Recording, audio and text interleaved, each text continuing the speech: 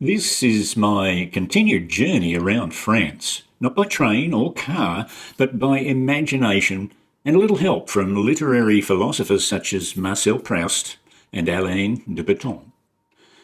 Today I'll imagine the Loire Valley alongside Alain de Botton, exploring the ancient heartland of France's kings and queens long before the river is reached. Affectionately known as France's Garden, the Loire Valley is shaped by its longest river, winding past old towns, vineyards and châteaux. Set beside the Chauumont River, a tributary of the Loire, stands France's largest château, Chambord. I choose to stay less than a kilometre away at Le Relais de Chambord, in a quiet room with a view of the château, where I can imagine I once lived in the times of great kings. What stories will history reveal to me? Will this grandest of all chateaux draw deep memories I've long forgotten?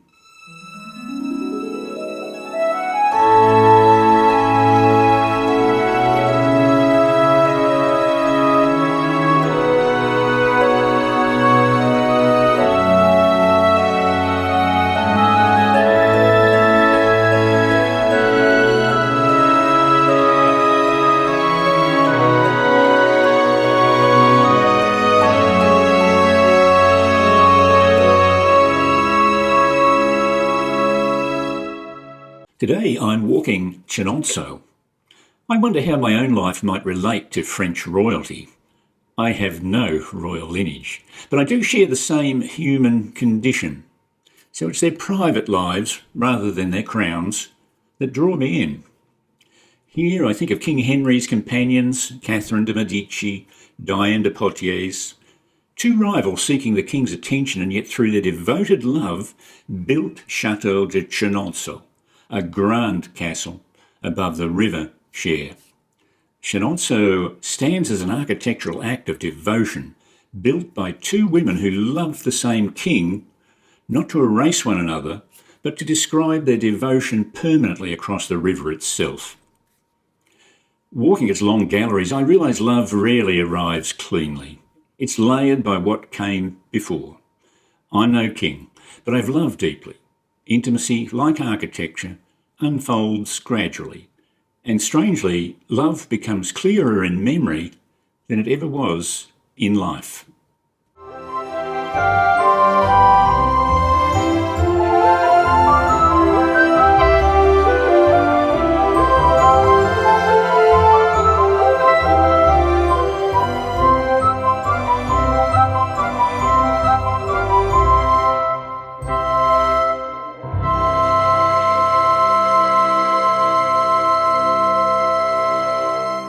Next, I walk the sharper, less forgiving lines of Château de Blois.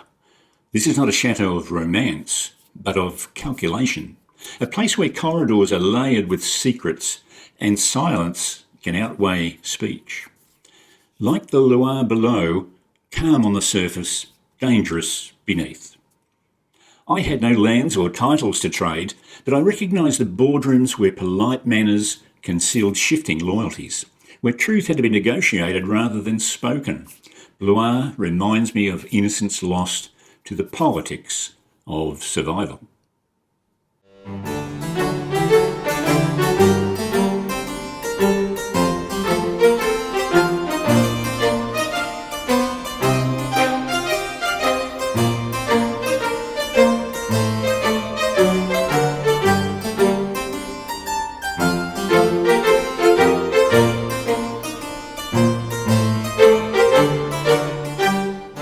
Amboise draws the gaze downwards, from towers to tunnels, Passages carved not for beauty, but for necessity, storage, escape, continuity.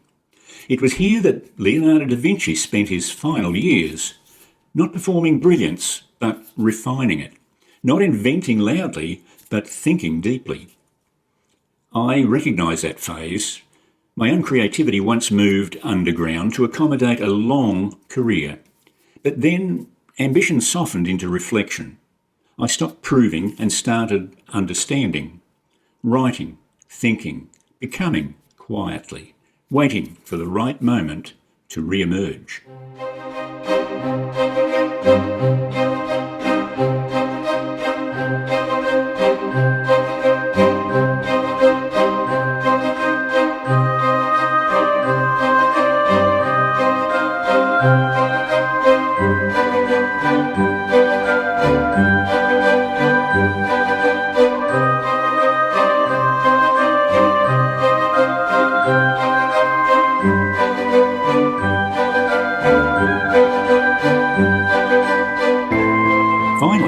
Chaumont, a fortress of observation transformed into a place of experimentation. Its gardens change every year. Nothing is fixed, nothing repeated.